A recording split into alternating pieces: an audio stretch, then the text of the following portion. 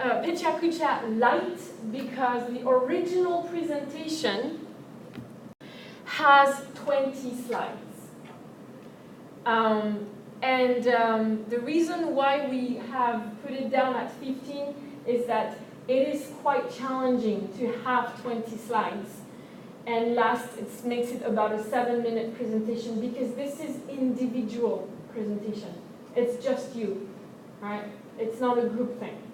So we've reduced it to 15, but if you think you need more, I'm okay up to 20. But 20 is the maximum, right? You can't go over this. And maybe you wonder, why do you have 20 seconds? That's the tricky thing about the Pecha Kucha.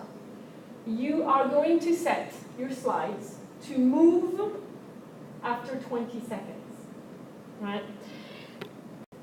So that's what is, now if it's at the bottom of page 3 in your booklet. So the special thing about Pecha Kucha is that you don't tap the screen.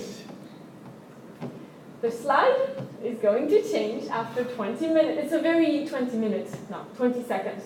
It's a very easy thing. I have a video on the website to show you how to set it. And this is where the challenge is. And I know it is challenging. I totally realize this. But on the other hand, you become so much better. Your delivery becomes easier. So you use easy words, short sentences, and you focus on the content, right? There is no trying to give complicated explanation anymore. Because after 20 seconds, if you're not done, the slide goes bye-bye. And it's the next slide, right? So it's a huge difference in your delivery, right? You're going to have to make sure that your slide has enough, but not too much, because you have to be able to explain that slide in 20 seconds. And honestly, it's usually the best presentations you do, because somehow you realize, I need to make this easy to understand because I need to explain it in 20 seconds, so for each slide. So I know, and that's why we have it twice, actually. So the first Pecha Kucha is 20% of your final grade, and the last one is 30%. Because the first time, it's kind of, get you used to it, and then we give you more credits for the second one because you are more used to it, basically. So, and so after the Pecha Kucha, we'll have 3 minutes for Q&A. As I was saying, so it's individual presentations, we would like it to be connected to the different topics that we are going to introduce in class. The reason is you are going to be studying pretty heavily the topics we have this semester, and you're gaining really good knowledge, and it's kind of a waste for us if you don't use it for your presentation, because the topics are so big and we talk about one aspect only that you have a lot of possibilities, right? Like, first topic is education, and we're going to talk about 2 aspects. But education, there are so many things you could talk about, right, for education. So it'd be great. I can't force you because you have your own tastes and ideas, so I will never force you, but I do believe it's better for your own time to use a topic that we have studied together. If not, that's fine. But the one that we want a solution, right? So just think about it. If your conclusion is just think about it, seriously change the topic, right? If you can't provide something that we can do or we can sign up for or have us be active after your presentation, right? And I will have, I think it's week 3, a video that I really like to motivate you with that, right? To show you why it's important to take action, right?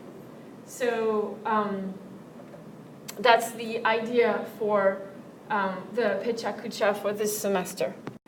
And yes, as I said, so you got 2, right? This semester I already showed you the booklet. And for the topic, the first person to sign up is the first person to be able to do that topic. So let's say we have 2 topics on crime schools, right?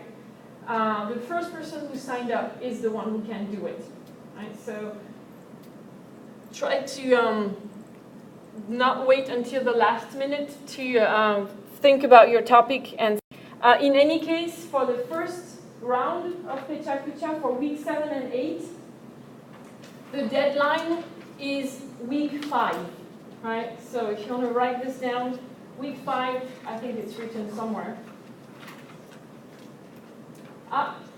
I changed my mind? Really? I wrote week 6 there. And I'd rather have it week 5 actually. But okay, anyhow. Because week 6 it means you only have 1 week to work on your Pecha Kucha. I don't think that's very safe actually. So I would definitely focus on having week 5. Yeah, keep it week 5.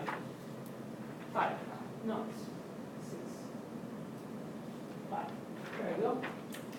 And next one, because it will be before Christmas break, the last time I see you on Saturday, week 13, so the Saturday after week 12, that's the deadline also to sign up, yeah?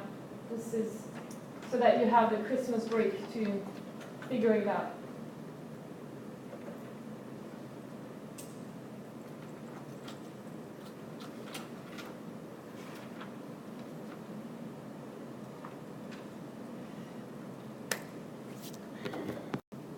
So to give you an idea, right, for the Pecha Kucha, what is the Pecha Kucha all about?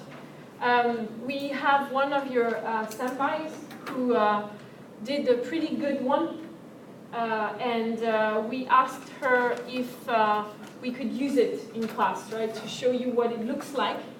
And at the same time, for me, it's a good opportunity to review a little bit how we do flipped activities. So can you look page 4?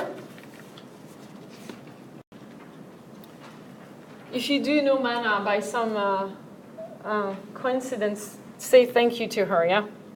And actually, I do record you when you do the Pecha Kucha, and I will ask you, is it okay to use it in the future? And you can say no, huh? No problem, but I will ask you to let me know if that's okay to use it for other students. So it's also, as I said, an opportunity to kind of rework this, right? I'm actually not sure I explained in the first semester. This way of taking notes has a name, right? I didn't completely invent it. I'll explain to you what's my original idea. But Cornell University is actually a very famous university. And they realized actually their students weren't that good at taking notes. So they came up with a system, and basically their system doesn't have the left part, right? They are native speakers. So they considered they can figure out the content on their own, right? They are university students, they should be able to do it.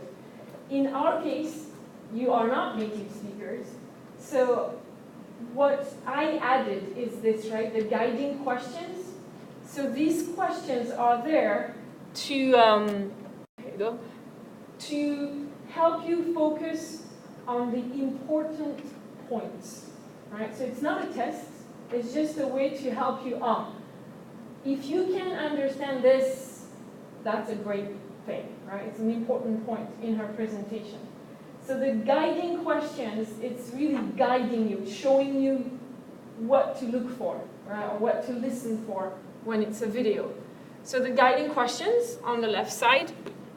And then on the right side, your notes, right? What you're understanding from the presentation or the video. And then in the middle, you've got the answers, right? Where there's space to write for the answers. And in our case, sometimes I also have these, right? Just to fill out the missing words. So let's do it, right? So my recommendation is definitely read the questions first, then I'm going to show you Mana's Pecha Kucha, and take notes while you listen, and then let's try to answer those questions. Yeah? So first, please read the guiding questions.